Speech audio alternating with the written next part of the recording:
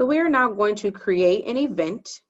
And some of the sections are actually pre-filled in, but I'll also go through and describe each section in detail. So starting out, you would actually put the title where it actually says title. And it's optional to have the month that the event is actually held in the title. That's not something that's mandatory. And then the event date.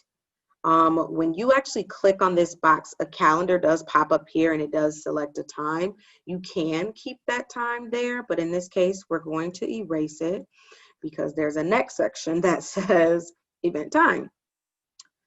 And for the event time section, this is the time field used to populate the event date in a format such as like 3 p.m. or 3 to 6, which would not be available in the date picker. So in this case, we're going to select 10 to 11 a.m.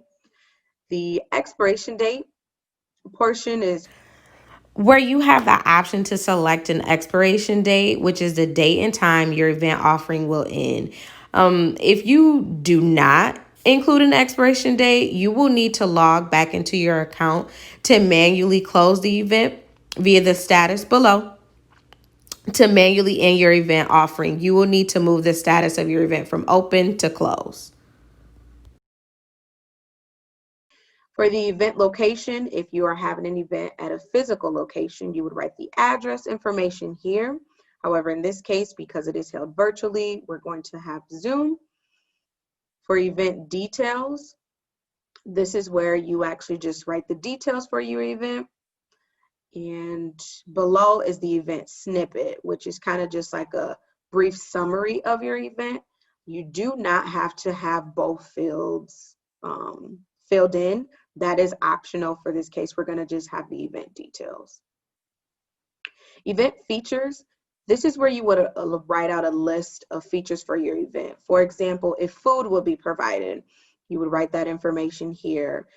If parking is included in a ticket that is purchased, you would write that information here. For an event image, you can either choose what you may have saved to your computer, but for this, we're actually going to click an existing file. There are no event special instructions. However, if you are having a physical or an event at a physical location, you would actually write special instructions here. So you would put something like masks are required in order to attend this event with COVID kind of being around still. And then if you have a URL to RSVP, you would actually write this here. And so we actually just copied this URL and just put it right there. And then after that, you hit submit and your event will show here. And if you want to read more, here's a description, features, galleries, things like that. And to go back to list, scroll up and back, and there.